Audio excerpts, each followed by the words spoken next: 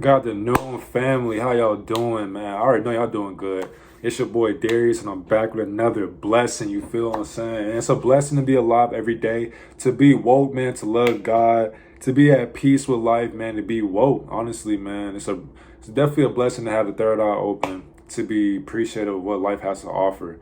And it's a blessing to give y'all knowledge because at the end of the day, all this shit that I'm posting for y'all, it's like I've been knew this stuff. And so I'm glad that I'm able to post this for y'all because at the end of the day, these people that you guys like, and you can't say you don't look up to them. So I know a lot of people idolize the Beyonces, the Rihannas, Nicki Minaj, Cardi B's, and it's like this rapper Lil Mo. I don't know who this rapper is, but she's gonna give a description of what happens in the music industry because I made a video about this like in the past, but it's just the fact that this shit still goes on, and I don't think people know what they're signing up for. So to all the musicians out there who want to get into the industry, she's gonna give you an example of what happens because just know who is the angel of music.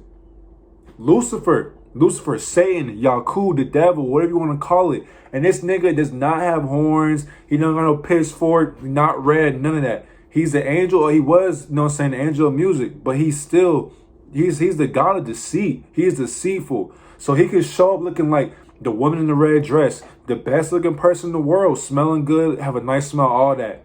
But he will backstab you when you least expect it. And this is what they do. They make it sound good. It sounds good to your ears, but then when you least expect it, when you chilling thinking like, man, life is good, boom, got your ass, niggas. So pay attention.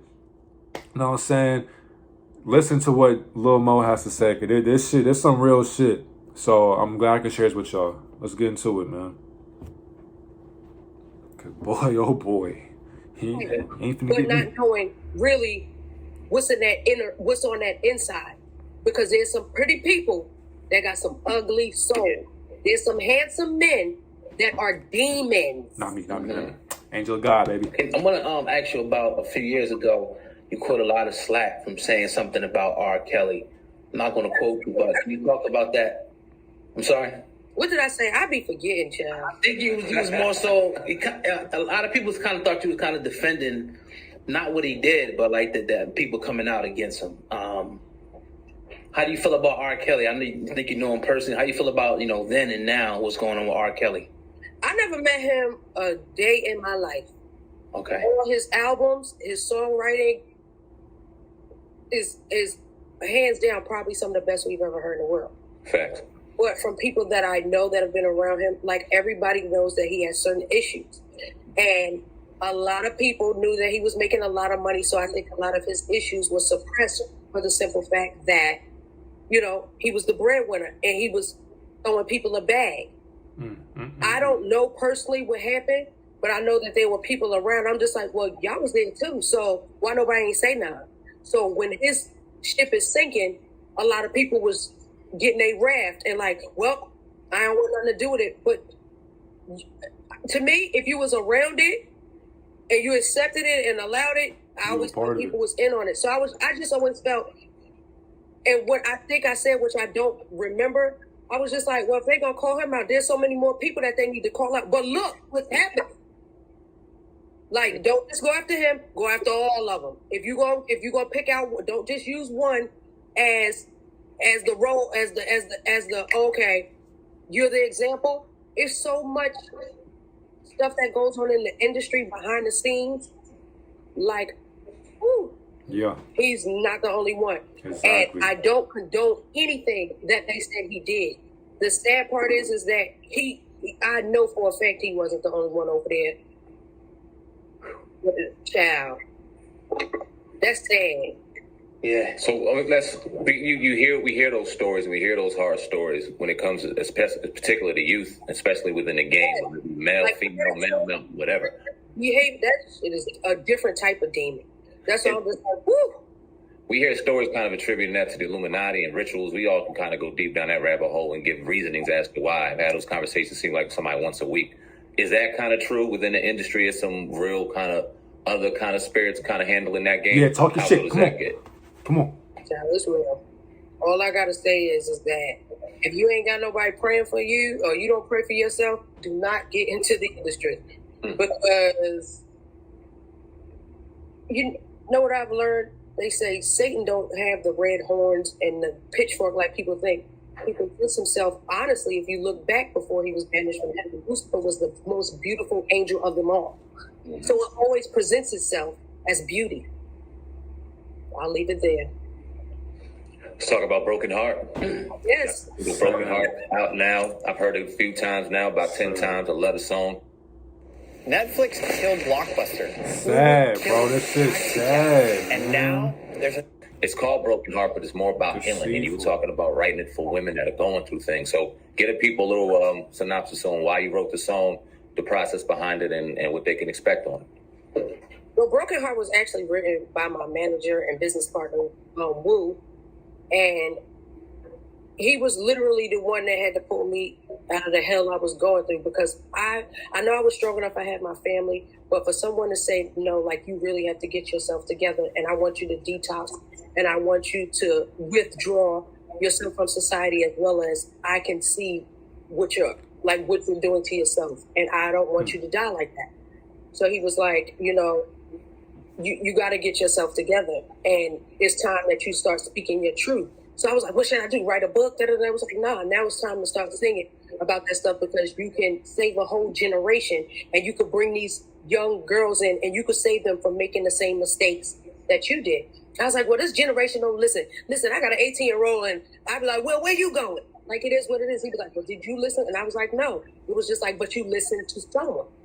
So with that, when we were constructing the whole Savage Heart album, we actually recorded Broken Heart on my birthday of 2020. So the song has been written, but I wanted it to be right. So I recorded on my birthday, because I felt like the only way that I could sing about my pain was once I was past it. I don't like those records, me trying to sing when I'm hurt, because I never wanted my voice to project that. I always felt my voice was healing, as prophesied to me as a child, and that I always had that voice that made you just feel like I can make it.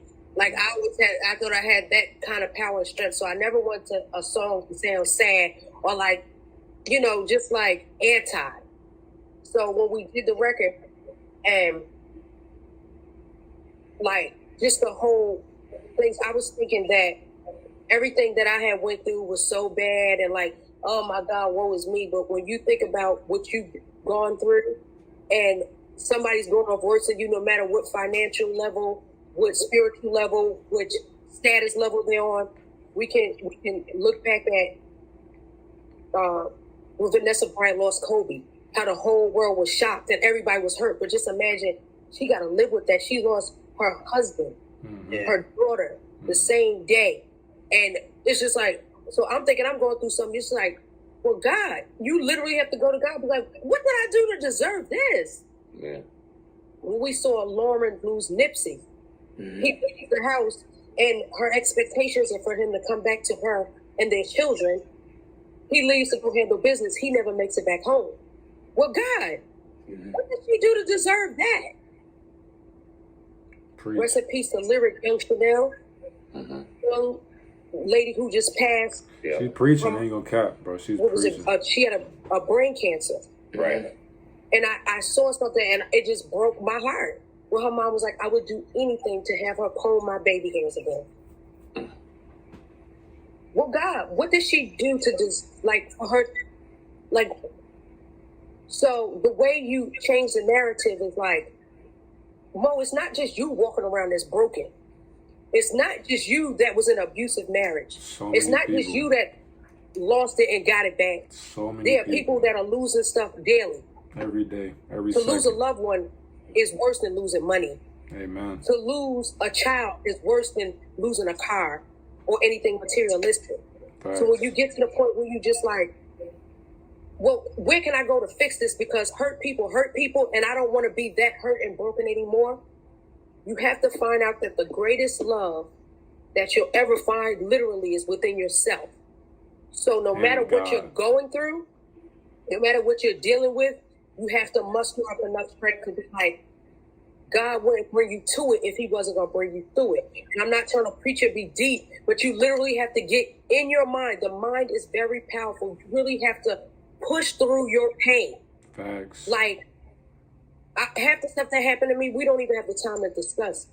Like, I'll give people what I want them to know, but when I have to look at my phone and look at what I used to deal with, like, I had wanted to give up on life. Suicidal thoughts, drug addiction, everything. I accepted that. But at the end of the day, I love myself enough to know that even though my heart is broken, it can be fixed. Facts. A house? Hey, she preaching. I mean, Which one do you think is worth bro, more? she's Well, definitely she not the preaching. how. I don't even know who this is, but she preaching. That's crazy. This shit over. What's up, everybody? That's wild.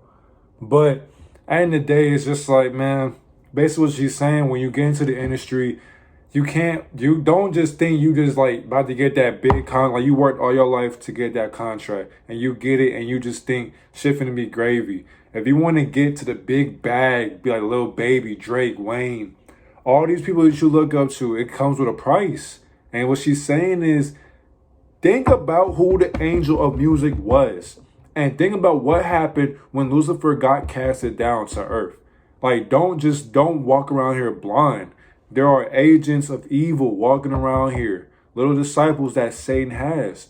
So that's the fact that we all go through shit, but you have to pray and love yourself so that you don't go over here and get fucked over. Because there are some people, like she said, there are handsome men, there are beautiful women who may it sound like what they say sounds so beautiful, it sounds sincere, but they will backstab you. They'll put you in situations where you'll be like, you know what, I don't want to do this shit no more. And if you don't have that power, that prayer behind you, you're fucked. And you're not gonna want to be no musician no more. You might want to just work at McDonald's at that point. So this shit happens, and it's a fact. People gotta speak in code because you say too much, they gonna have to off you. That's how it goes. That's how it goes because they want to keep people blind. They want to keep people. They want people to keep sacrificing their souls, man, in the day, because it's spiritual warfare. You know, the goal is to get to heaven, but in the day, Satan knows he's doomed forever. So just the fact that time is running out for that nigga anyway. So since it's running out, he's gonna get as many people to go to hell with him as he can, and that's the goal. So it's deceitful. That's what happens. So I'm glad she was able to do that. Hopefully, man, everybody just keep loving yourself, man. Keep praying every day, and keep loving yourself. At the end of the day, you all you got. You all you got. Don't let the devil. Don't let the devil get you, all right? Keep praying, stay true to yourself, man. Keep loving yourself. You know what I'm saying? I love you. I care for you. You know what I'm saying? Hey, we gone.